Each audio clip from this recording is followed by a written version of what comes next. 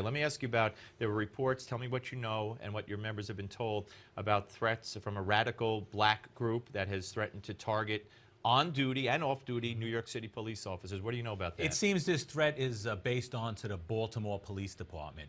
But the point of it is, if one group is discussing this and making plans for that, so are other groups. So New York City police officers have to be extra vigilant. Wow, you listen to that now and it sends chills up and down your spine. Harry Houck, retired NYPD Detective, 25-year veteran of law enforcement, is with us. Harry, great to see you again. Thanks for coming on. And by the way, right after the shooting, CNN had you on immediately, and you knew everything about this guy, and they were so nervous. Oh, this is all unconfirmed. They didn't want to hear that, but you had it right. Congratulations on that. Thank you. This, you know, I don't even know where to begin here.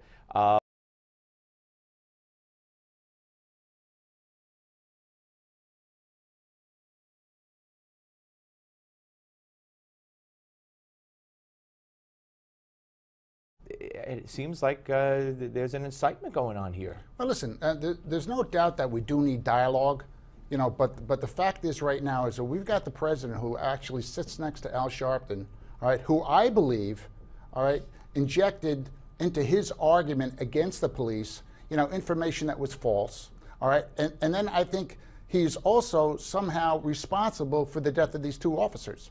I mean, all his rhetoric was predicated on lies. And those lies come out, and what they do is they seed somebody's head out there, all right? And whether or not Al Sharpton hoped something like that happened, I don't know. I can't read that man's mind, all right? But the fact that two officers have been executed now as a result of his rhetoric, and I don't know why the PBAs didn't mention Al Sharpton also in, you know, in their argument here. Well, you know, you go back a couple of decades to Freddy's Fashion Mart, 125th Street in Harlem. A white Jewish business owner opened up a shop in Harlem on a completely black block. Exactly. And Al Sharpton led protests calling this man a white interloper. Subsequently, that shop was burnt down. A guy went in, shot everybody, and I think 7 people died. Now, again, legally, and Al Sharpton had no culpability, but here we go again. Exactly. This is his routine. Now he's got 2 more bodies based on his rhetoric. All right, I think the black community has got to learn, and I don't think that Al Sharpton's got millions of followers. I know for a fact that some of my clients who are black in my business hate Al Sharpton, and they hate when he comes into the neighborhood. But he does have a lot of followers that believe anything that he says. Has Al Sharpton ever been right on anything? No, not that I can. And you got a Facebook page. Just tell the people. Stop Al Sharpton now. Stop Al Sharpton now. All right, where do we go from here? What has to happen here now? I mean, and listening to Pat Lynch, remember that warning? This was 2 weeks ago. There was a warning, black group, the black radical group threatening to kill cops, and this guy came from Baltimore. That's why I played it. This guy came from Baltimore to New York to kill cops. So Pat Lynch was exactly right. You fear copycats? You fear more attempts? That's the big problem. Copycats are always a big problem. I think the officers are probably very much on edge now. And if anybody approaches them with their hands in their pocket, they're going to be a little scared. If I don't see your hands when you're approaching me right now, I'm going to be a little scared, and I'm going to be backing off. You know, it's a smart thing to do. You don't know if somebody's going to walk up to you and execute you here. I mean, you've got those threats from the in Baltimore, for the Baltimore PD, and I don't know the name of that group, but we have similar groups up here in New York and in other major cities in this country. And I know there's been a lot of talk out there about killing police officers, getting back for Garner, getting back for Ferguson. So if Al Sharpton was the alleged leader that he says he is with the black community, why isn't he coming out and saying, we don't want any police officers shot? Why wasn't it the fact that he went into Ferguson, all right, and he caused all the problems there, and as soon as a riot started, he backed off. He's a coward, and if he's such a smart man, and if he's so behind the black community, why didn't he walk out into the streets the nights of the riots and tell people to calm down? Over 2,000 murders in the late 80s in this city. Over 2,000. Overwhelmingly minority lives. This year, we're down to about 300. That's about 1,800 lives saved every year, just about from that point. Exactly. And it's 90% black and Hispanic lives. Right. I mean, so the police are doing their job in keeping blacks and minorities safe. I know.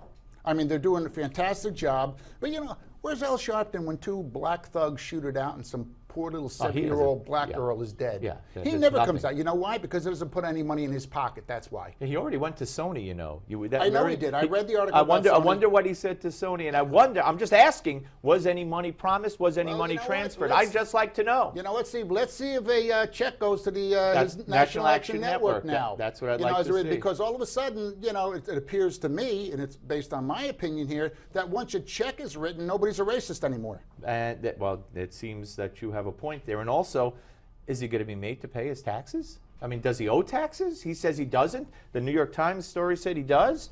What's the deal here? Well, didn't you read in the paper the other day that the Attorney General in the state of New York is going after somebody for $12,000 and might put him in jail? And now we've got Al Sharpton who owes $7 million.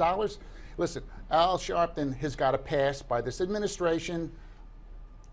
Yeah, well, and more. Hey, Harry, Merry Christmas to you. Thank Merry you. Christmas, Stay safe. Steve. All right, folks, up next, Andy McCarthy is coming. Don't go away.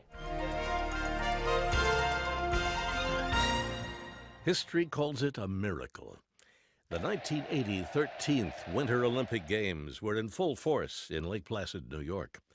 Months earlier, the Soviet troops had invaded Afghanistan, and President Jimmy Carter was threatening to boycott the Summer Olympic Games scheduled to be played in Moscow. But all U.S. Olympic hockey team coach Herb Brooks was thinking about was winning games. His team was the youngest hockey team to ever compete in the Olympics. In spite of their age and inexperience, only 2 teams stood between them and Olympic gold. The first was the mighty Soviets, whose team consisted of seasoned world-class players who just a year earlier had soundly defeated the National Hockey League's All-Star team. The last time the Soviets had played these Americans in an exhibition game, the Soviets dominated 10-3. Sports commentators openly remarked that the only thing that could keep the Soviets from winning the gold would be if the ice melted. But the Americans, led by their captain Mike Eruzione, had other ideas. As the game got underway, the Soviets quickly scored, and by the end of the second period, led 3-2. A little after 8 minutes into the third period, Mark Johnson's goal tied the game.